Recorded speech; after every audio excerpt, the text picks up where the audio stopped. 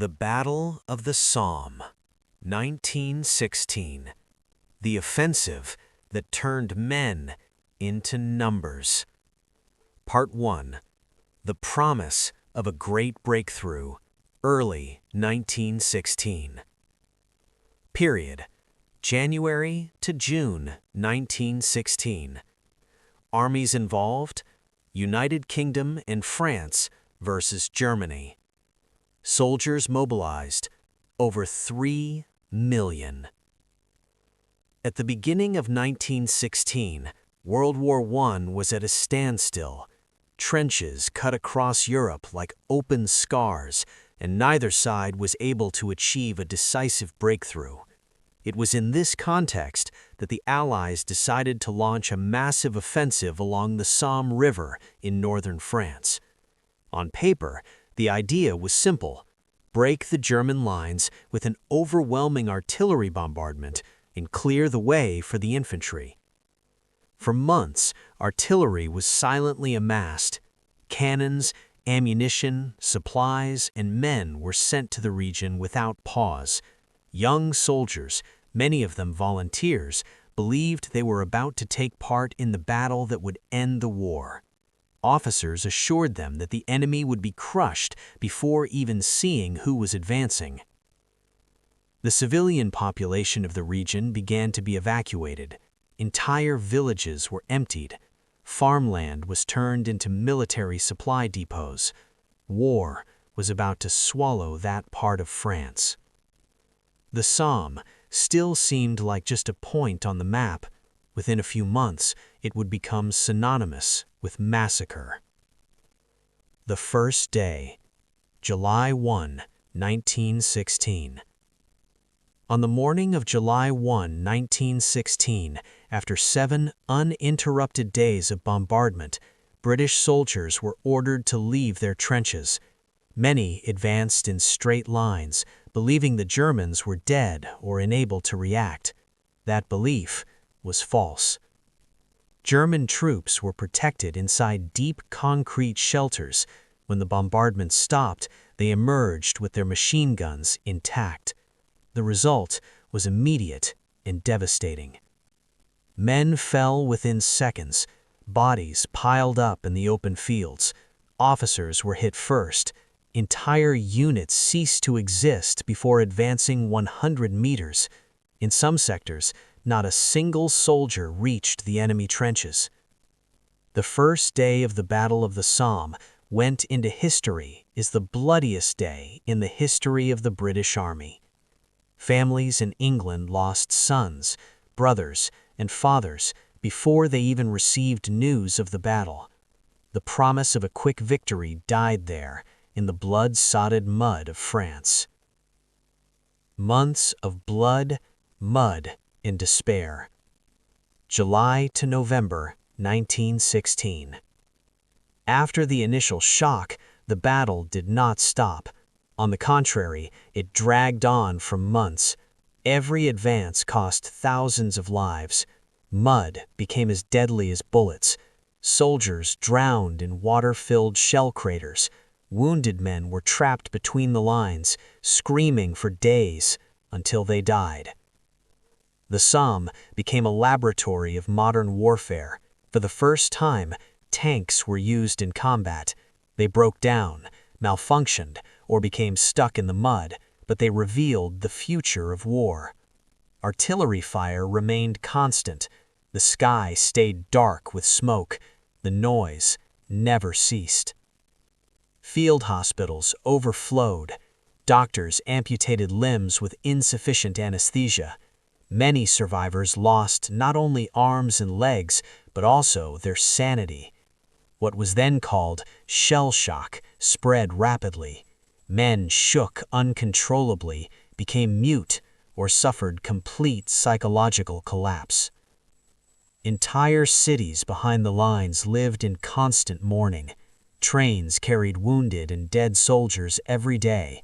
The civilian population began to realize that this battle would bring no glory, only pain. The end without winners. November 1916. Territory gained by the Allies? About 10 kilometers. Human cost? Over 1 million casualties. In November 1916, with winter approaching, the Battle of the Somme was officially brought to an end. The Allies had advanced only a few kilometers. The cost was staggering. More than 1 million soldiers had been killed, wounded, or gone missing. Entire villages had been erased from the map. Neither side could claim a true victory. Germany held on. The Allies learned tactical lessons, but at the cost of an entire generation. The Somme did not shorten the war. It would continue for 2 more years. The battlefield remained scarred by craters, barbed wire, and human remains for decades. Even today, bones are still found in the region. The Somme became a symbol of the absurdity of industrial warfare, precise planning, advanced technology, and catastrophic human results. In the end, the Battle of the Somme was not remembered for military achievements, but for extreme suffering. A reminder that in modern war, technological progress can mean only one thing: dying on a larger scale. Testimony of a survivor of the Battle of the Somme, 1916. I survived the Somme, and that is not a statement of victory. It is an uncomfortable fact that has followed me ever since, because surviving there did not mean winning. It simply meant continuing to breathe while so many others stopped. When I arrived in the Somme region in early 1916, I still believed in simple explanations. I believed war had a beginning, a middle, and an end, that there was logic behind the suffering, that all of it would lead to some result that could justify the loss. Today, after everything I witnessed, I know those beliefs were nothing more than ways to protect one's sanity for a little while longer. The trenches were nothing like the newspapers described. They were not neat lines drawn on maps. They were open wounds in the earth, narrow corridors filled with mud up to the ankles, sometimes up to the knees, where water never truly dried. The smell was constant: wet soil, old sweat, gunpowder, and something deeper, heavier. A smell I only fully understood later when I began to associate it with bodies that would never be removed. We lived compressed together, men pressed shoulder to shoulder, sharing silence, fear, and exhaustion. Sleeping was difficult, not only because of the noise, but because of the tension. You never knew if you would wake up to sunlight or to an explosion. Often you woke up to screams, other times to a silence so complete it felt like a warning. For weeks we endured the preparatory bombardment, 7 days and 7 nights of uninterrupted artillery fire. The ground shook constantly, the trench walls slowly collapsed inward. We believed what we were told, that no German could survive such shelling, that when we advanced only ruins would remain. That belief would cost thousands of lives. On the morning of July 1, 1916, the sky was far too clear for what was about to happen. We received the order to advance. Some men climbed out of the trenches in near silence, others tried to joke. I felt a weight in my chest I could not explain. It was not courage, it was closer to resignation. When the bombardment stopped, there were a few seconds of silence. Too many seconds. Then, the machine guns opened fire. They began almost all at once, a dry, repetitive, merciless sound. Men fell before they could even understand what was happening. I saw comrades struck in the face, the chest, the legs. I saw officers collapse seconds after giving orders. The open field became an impossible space to cross. I advanced a few meters, then a few more. Then I threw myself to the ground more by instinct than decision. The grass was soaked with blood. Bodies lay in unnatural positions, as if frozen in unfinished movements. Screams came from every direction. Some called for help, Others shouted names that would never be answered. I do not know exactly how I survived that day. I only know that when darkness fell, I was still alive. Many were not. The Somme had only just begun, and it had already destroyed more than any of us could comprehend. The days that followed blurred together. Attacks, withdrawals, bombardments. Mud became as deadly as enemy fire. Shell craters filled with water. Men slipped, fell, and could not climb out. Some drowned slowly, trapped by their own equipment. Others were shot while trying to help. The human body was not meant to live in that environment. Feet rotted inside boots. Wounds became infected almost immediately. Hunger was constant. Thirst was worse. Much of the available water was contaminated. We drank it anyway. The body demanded it. I watched men lose their minds, not suddenly, but gradually, hands shaking, empty stares, an inability to speak.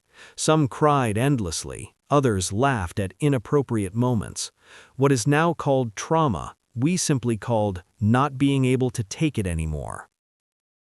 Field hospitals were always overflowing. The smell there was different, but just as heavy. Fresh blood, antiseptic, exposed flesh. Doctors worked without rest, cutting, sawing, stitching. There was no time for gentleness. Many wounded survived only to wake up missing an arm or a leg. Others never woke up at all. The battle dragged on for months. July became August. August became September. Every hill taken cost hundreds of lives. Every meter gained felt meaningless compared to the price paid. When the first tanks appeared, there was hope, but they broke down, became stuck in the mud, or were easy targets. War was still being fought mainly by men walking into gunfire. The sky was rarely blue. Smoke, dust, and low clouds were constant. The noise never truly stopped. Even during quiet moments, the body stayed tense, waiting for the next impact. I often thought about home, about how people imagined this war. I wondered how I would ever explain what we were living through. I never found the right words. There is no way to explain what it is like to eat beside a corpse, to sleep knowing the man next to you may not wake up, to keep advancing when everything inside you is begging you to stop. When November came and the battle was finally called off, there was no celebration, only exhaustion. We had advanced only a few kilometers. The cost was enormous. More than 1 million men killed, wounded, or missing. For what? That question echoed silently among the survivors. The battlefield was unrecognizable. Destroyed trees, barbed wire everywhere, craters as far as the eye could see. The Somme no longer felt like a part of the living world. It felt like a place abandoned by God. I left that region physically intact, but something stayed behind, or perhaps something stayed with me. Even now, certain sounds make me freeze. Certain smells pull me back instantly. I do not like complete silence. It reminds me of those brief seconds before the machine guns began. I survived the Somme, but a part of me remains buried there, alongside those who never returned.